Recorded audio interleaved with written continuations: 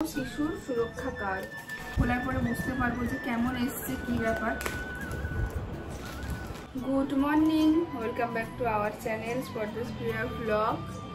নতুন একটি ব্লগ আবার শুরু করছি এনার্জি নিয়ে, কারণ আমার ভালো লাগে যতই শরীর অসুস্থ যাই হোক না কেন, আমার ভালো লাগে তোমাদের সঙ্গে কিছুটা সময় শেয়ার করতে, কিছুটা সিচুয়েশান শেয়ার করতে, কারণ তোমরা এতটা ভালোবাসা দাও, এতটা আমার খোঁজ খবর রাখো, একদিন ব্লগ না এলে এত কমেন্ট, এতটা খোঁজ খবর রাখো। তো যাই হোক বলি, আজকে মোটামুটি ভালো আছি।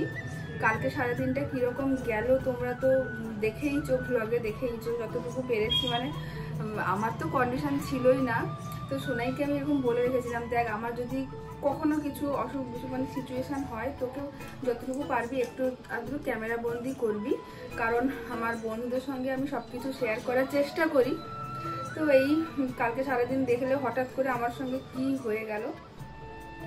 তো আজকে রেডি হয়েছি, এখন যাব হেলথে। আর আজকে আমি স্কুল যাইনি, ছুটি নিয়েছি আজকে, কারণ আমার শরীর আর পারমিট করছে না, মানে ভীষণ অসুস্থ লাগছে। আর বাড়ি থেকেও সবাই বলছে যে আর এখন যাস না, কটা দিন ছুটি নিয়ে নে। তো আমি আজকে ছুটি নিয়েছি, দেখা যাক কালকের কথা, কালকে যাই না, আজকে আমার শরীর টানেনি। তো এখন হেলথে যাচ্ছি, আর মানে যেটা মান্থলি একটা হেলথে চেক আপ হয় না, ওই চেক আপটাও করবো। সব এখানে কাগজপত্র সব আছে, নিয়ে যাচ্ছি। কালকে কি হয়েছিল আমি বলি, ডাক্তারের কাছে গেছি, যেটা আমার প্রতি মাসে ডক্টর নীতিশ সরকারের কাছে যেই চেক আপটা থাকে, তো এই চেক আপটা করে ওখানে গেছি, গিয়ে বসতে বসতে সুগার ফল করে গেছে। মানে হঠাৎ করে মাথা টাথা ঘুরিয়ে সেইখানে পড়ে গেছি পুরো, মানে একদম সুগার একদম ফল করে গেছে। কিছু আর নিজের মধ্যে নিজে নেই, হাত পা কাঁপছে, প্রচুর কষ্ট হলো। তো সেইখানে ডক্টরের কাছে উনি ইমার্জেন্সি চেক আপ করলেন। তারপরে আমাকে বললেন যে একটু বাইরে 15 মিনিট বসো, 15 মিনিট পরে আবার তোমাকে দেখছি, তখন কীরকম কি প্রেশার কি থাকে। বাইরে যে আমি ওয়েট করছি, বসছি 15 মিনিট, তার মাঝখানে হঠাৎ করেই, এমনি প্রেগনেন্সিতেই প্রথম থেকে আমার হালকা শ্বাসকষ্ট হতো, তোমাদেরকে শেয়ার করেছি।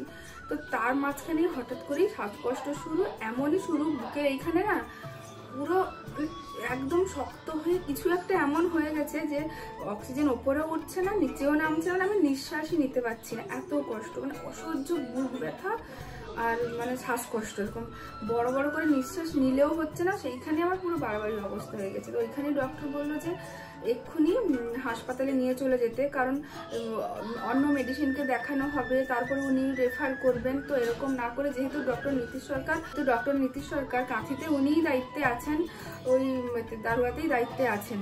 তো ওখানে গেলে উনি বলছেন যে ওখানে নিয়ে যান, আমি ওখানে দেখবো।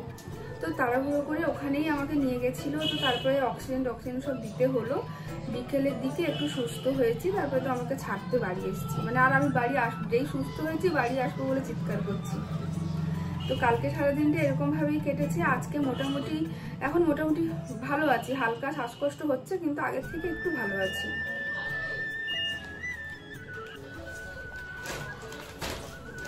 প্রাইভেটে তো ডক্টর আমি দেখাচ্ছি, তার সঙ্গে সরকারি সুযোগ সুবিধা যা যা থাকে, মানে ওগুলো খুব একটা মিস করি না। কেন বলো তো, ওখানেও আলাদা করে আবার সুগার, হিমোগ্লোবিন সব টেস্ট হয়, তো যতবার টেস্ট করার সুযোগ থাকে আমি মোটামুটি করে নিই।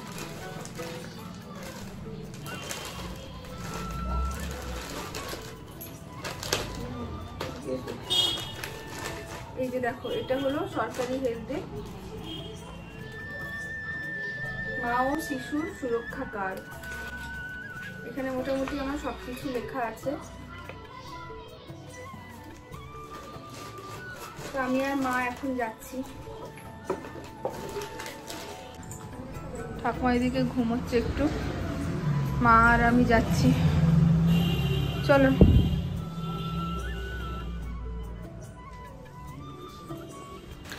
আমি যেহেতু এখন কাঁথিতে থাকছি, তো কাঁথিতেই একদম আমাদের বাড়ির পাশেই এখানে হেলথ সেন্টার আছে, ওখানে নামটা লিখিয়ে নিয়েছি। তার ওইখানে হলে অনেকটাই সুবিধা, কারণ আমাকে রাউতাতে আবার যাওয়া আসা করতে হবে।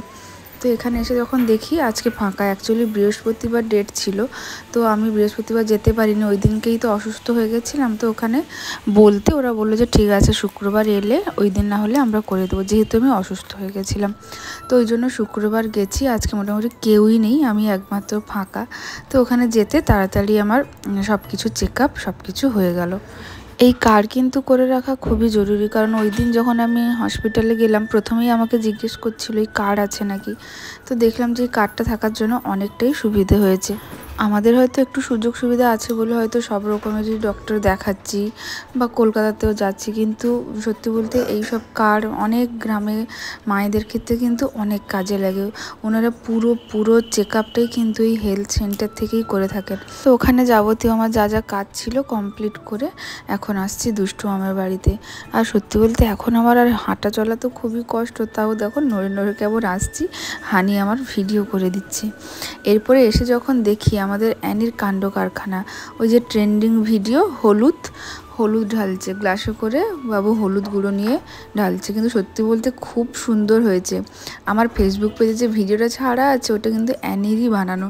এই যে এইটা দেখো ভীষণ সুন্দর করেছে বাচ্চা। কি করবে, বসে বসে টাইম পাস করছে। আর সত্যি বলতে ওদের হাতে মোবাইলটা আমাদের বাড়িতে খুবই কম দেওয়া হয়, মানে আমরা মোবাইল ব্যবহার করি ঠিকই আছে, কিন্তু ওদেরকে মানে যতটুকু সময় টাইম পাস করার জন্য অন্যান্য যা কিছু করো, এমনকি খেলাধুলোর জন্য বাড়িঘর এলোমেলো করতে পারো, কোনো বকাঝকা হবে না, কিন্তু মোবাইলটা যাতে কম হাতে দেওয়া হয়। তো বসে বসে বাবু এই কাজটা করছে। আমি যখন মানে এটা আবার রেকর্ডিং ছাড়াই ওই কাজটা করছে। তো আমি যখন যাই গিয়েলাম যে হোক সর আমি একটু রেকর্ডিং করে নিই তোরটা। তো এরপরে বাড়িতে চলে এসেছি। ঘুম থেকে যখন উঠে দেখি দুষ্টু মামা আমার জন্য প্লাস সবার জন্যই জিলিপি আর রসগোল্লা নিয়ে এসছে, কারণ আমি তো এখন মানে অন্য দলে না, ফলের দলে, সুগার একদম কমে যাচ্ছে।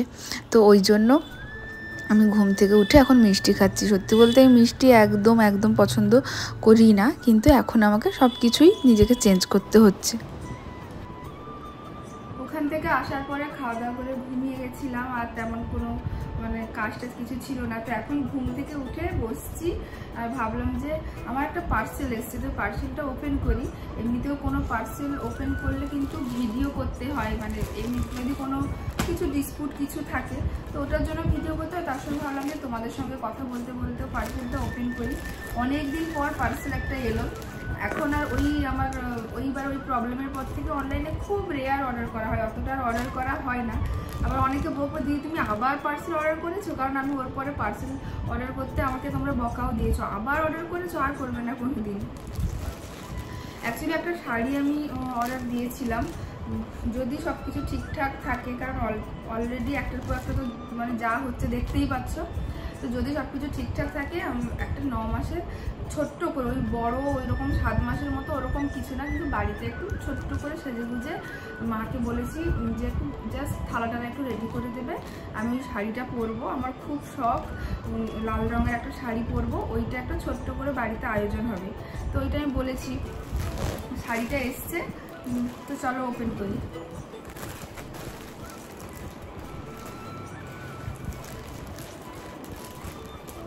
শখের আর শেষ নেই। দেখি শাড়িটা কেমন, অনেকটাই লো বাজেটে কিন্তু শাড়িটা আমি অর্ডার করেছি। শাড়িটা খোলার পরে বুঝতে পারবো যে কেমন এসছে, কি ব্যাপার।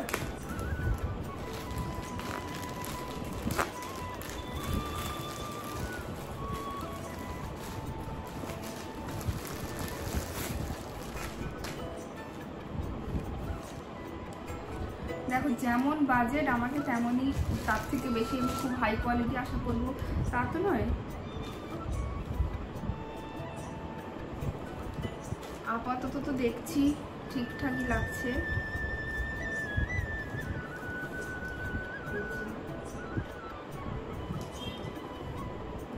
এরকম শাড়ি ব্লাউজ পিসও এরকম, এটা একটা মানে আমার দুটো নয়, একটা পৌলমিদি, দুজন বসতে বসতে অর্ডার করেছিলাম। এই কালোটা মানে ব্ল্যাক রেডটা পৌলমিদির, আর এটা আমার। আমি এখন আর ব্ল্যাক কালারের শাড়ি ওই সবের দিকে যাচ্ছি না, কারণ সবাই বলছে যে এই সময় যতটা ব্ল্যাক কালার অ্যাভয়েড করা যায় ততটা ভালো।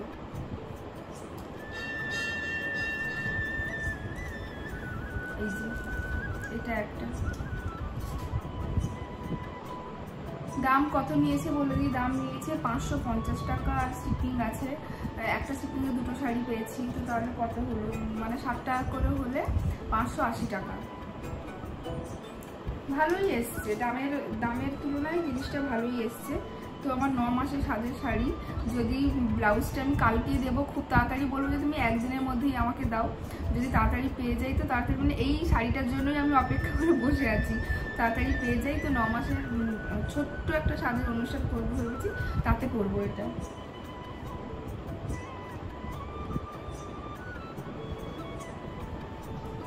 এর ব্লাউজ পিসটা কোথায়?